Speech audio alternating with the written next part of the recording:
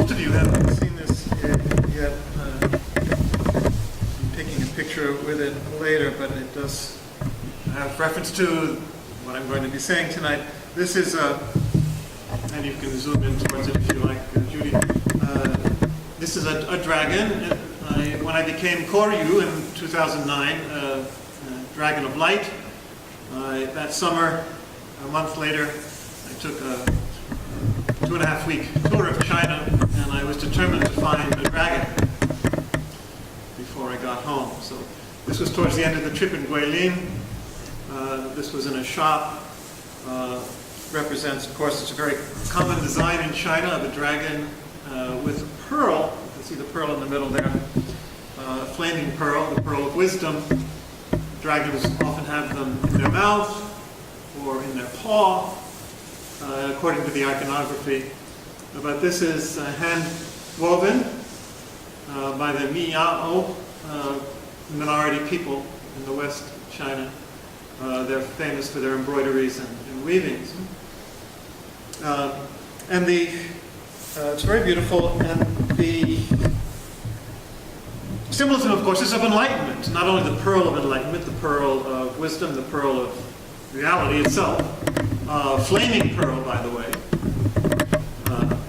But also the dragon itself. It looks almost human in its expression, the wisdom of the spiritualized animal, so to speak.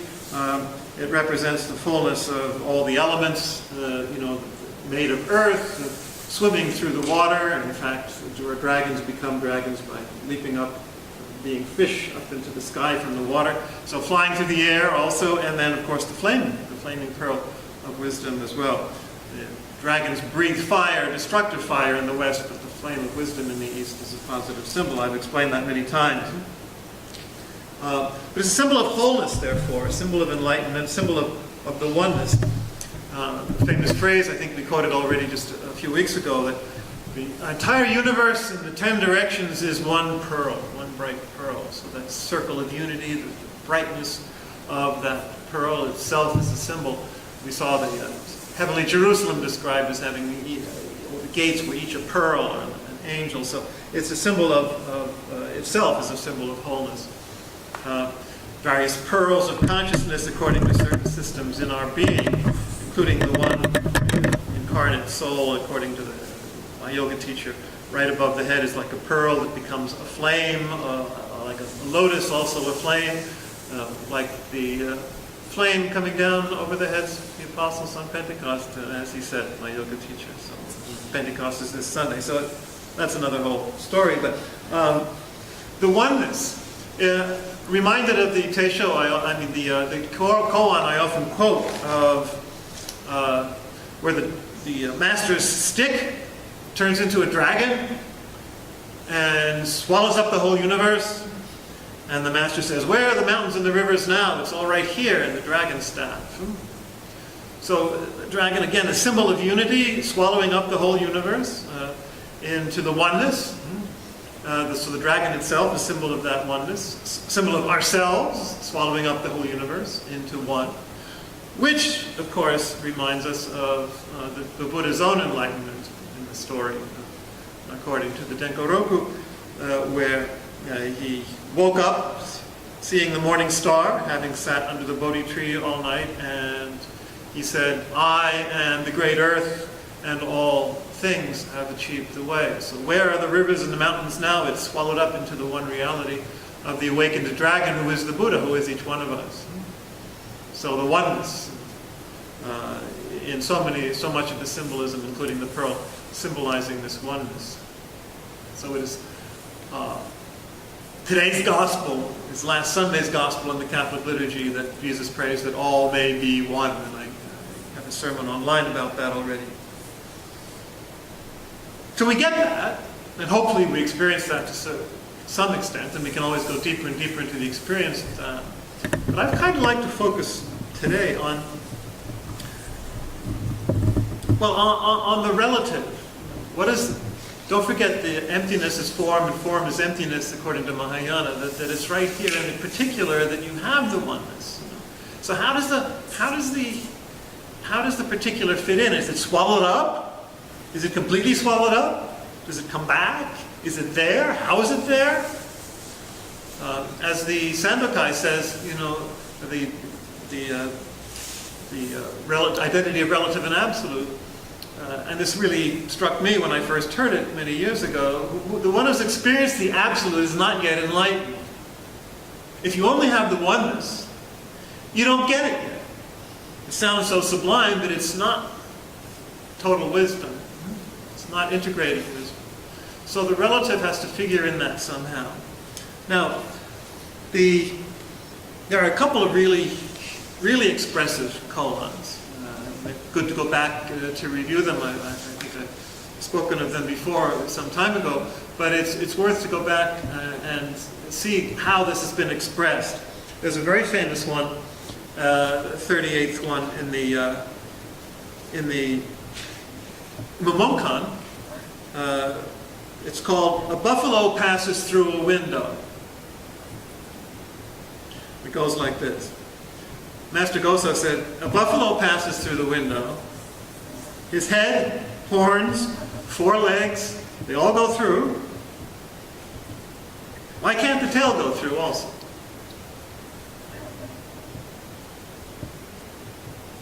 So, reality, you know, just like the ox herding pictures where the ox symbolizes the reality, it all goes through the window, it gets swallowed up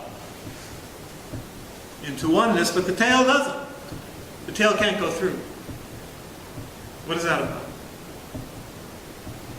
Well, Roshi Albert Lowe interprets it as, well, it's the ego.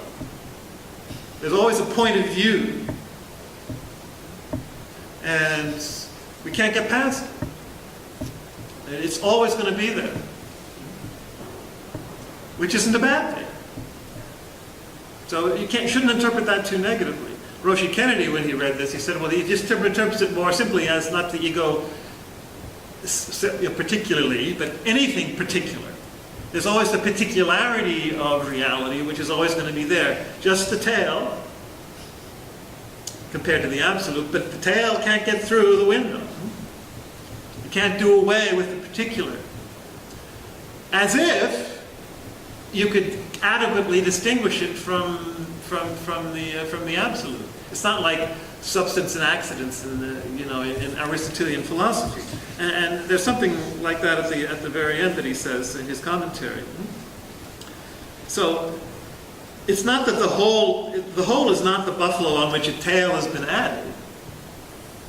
The tail is not adequately distinct from the absolute. The tail is the absolute too.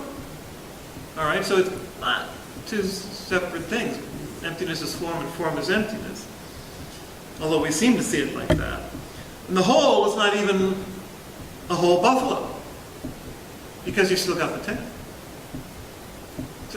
So the interaction is much more subtle than being able to, here's the absolute and here's the particular. It's not. Right here the particular is the absolute. The absolute, you can touch it right here and now. So it's not in the way. It's not an obstacle. Even our egos, in our particularity, understood as that, it's not an obstacle. I mean, all the passions, the clinging and, the ego stuff, yes. But the particularity itself is not a problem. And we shouldn't have kind of a violent attitude towards it. Another way it's expressed very memorably is in Nagarjuna, who's, the great Buddhist philosopher for 3rd, 4th century. There's a story about him and his successor, who would become his successor. They had a meeting, and Nagarjuna sent for his assistant to put a bowl of water in front of the eventual successor, Kanadeva. And Kanadeva put a needle into the bowl of water. Now that's pretty remarkable, no? You have a bowl of water with a needle. And the commentary points out, this is very much like, this is another whole koan, by the way, snow in a silver bowl, or a crane in a snowstorm. It's the absolute and the relative together, but you can barely distinguish them because you can't distinguish them. Snow in a silver bowl or crane in a snowstorm. You can't reduce them to each other, but you can't separate them or even distinguish them adequately. Here it's a little more pointed. You got this needle in the water. The bowl of water can be the absolute and the needle. Just like the tail of the buffalo, you always got the needle there, and it'll prick you if you don't approach it right. You get stuck in your throat, as the commentary says, if you try and distinguish it out. But it's a way of saying you can't reduce one to the other. You can't just swallow it up. And if you swallow it, it'll get stuck in your throat. Precisely. That's what the commentary says. So he says, the needle and the water vary your own bodies and minds. So are your bodies and minds absolute or relative?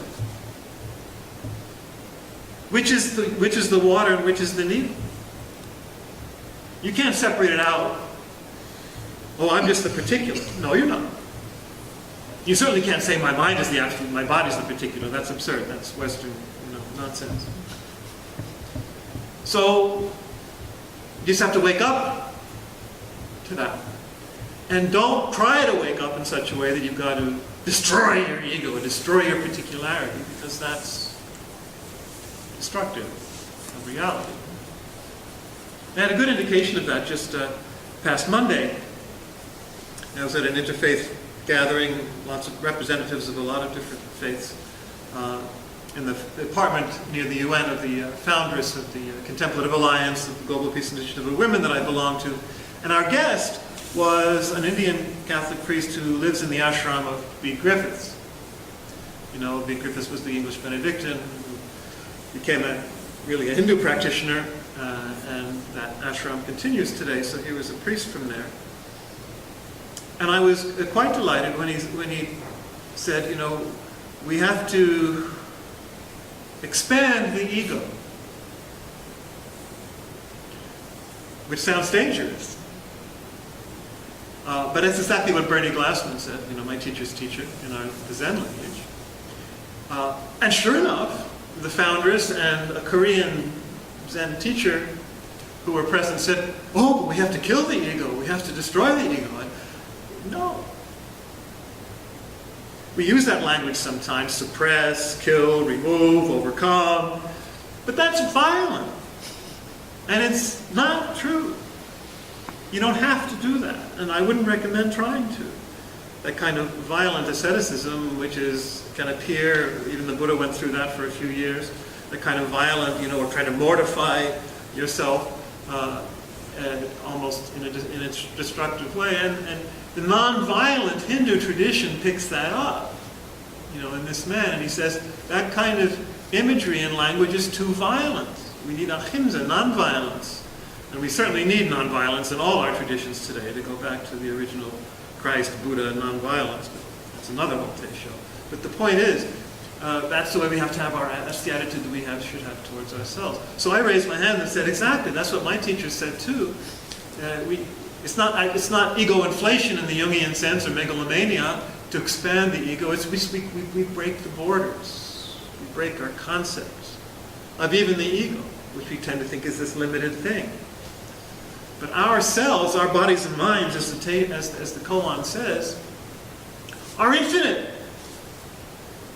Precisely in their particularity. If you just let that expand, let it be, let it reveal itself. So how, as we said, you can't adequately distinguish the two. So how does that actually work? Well, I think modern science and ancient alchemy have a way here. Everything is energy, which gets configured in various ways, and is fluid. Both alchemy and modern science say that. So maybe, I'm working on this myself, so maybe look at it that way. That at any one moment, the energy can be configured in a slightly different prismatic way, slightly different color or light, and they're all valid. It's all there. You can dissolve in one sense, swallow up, and then expand again and form again, to use the terminology of alchemy. But none of those temporary, congealings, and remember there's no self, there's no substantial lasting thing, they're just different comings together of energy, can be different levels of consciousness. More and more absolute, more and more particular, and you can't distinguish them because they're all one, and they're all the same. That is to say, they're all connected. And we can experience that in our own lives. It's like the tail that can't go through the window. Here I'm talking. I hope not just me, Buddha or Christ or whatever. Hopefully you are too. What about after death? What happens then? We talked a little bit about that last week. The resurrected body, the whole universe, matter and spirit, or whatever, they're all energy, different levels. Does that continue, and in what sense? Where is the Buddha, Siddhartha Gautama, now? Or as the koan asks, where are you now? When all your body wastes, when all your body decomposes, where are you? Have you experienced that? And if you do experience it, you know it's timeless. All of you is timeless. Which is what we mean in Christianity by the resurrection. It's all. And that's a very fascinating thing at the very end of that koan that I was just quoting a second ago. This is what it actually says. The very last line. You will remain, if you reach this awareness, you will remain undisturbed throughout the cosmic eons of formation, continuation, extinction, and non-existence. Those four ages of coming into existence, falling out, coming back, different universes, the kalpas, according to the Hindu system. So in other words, universes can expand and contract, Big Bang, big, what do they call it, big congelation or something. So all of that can happen and you're still there.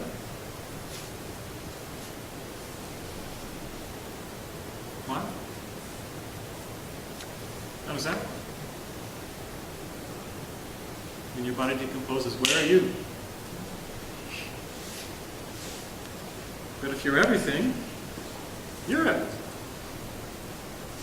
Whoever you are, at any one moment.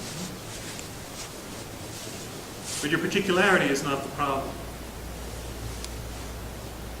It's the ignorance and the clinging and greed, hatred, and ignorance with the problem. Now, if you don't understand that, congratulations, because your mind can't grasp it. And I'm just juggling here. I had a Dharma talk with my friend Sensei Carl, and he was saying, so you really think Jesus and the Buddha are still right now existing? I said, yes. He said, well, so not even all Buddhists will agree on this, I guess. But that's their problem. Just experience it and see what it is. But don't swallow the needle.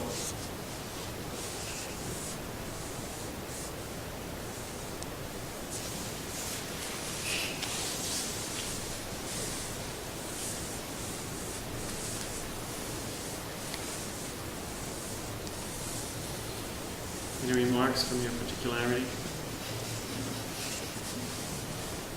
Yeah.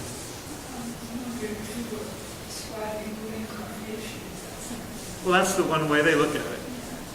That's the way some people look at it. What's the best way? Who knows? When you get there, let me know. I was wondering, after death, how we will feel would be similar like last Monday, actually not here, So I think I share my experience in that. Centering prayer, yeah. Yeah, in prayer. So actually, in that center prayer, both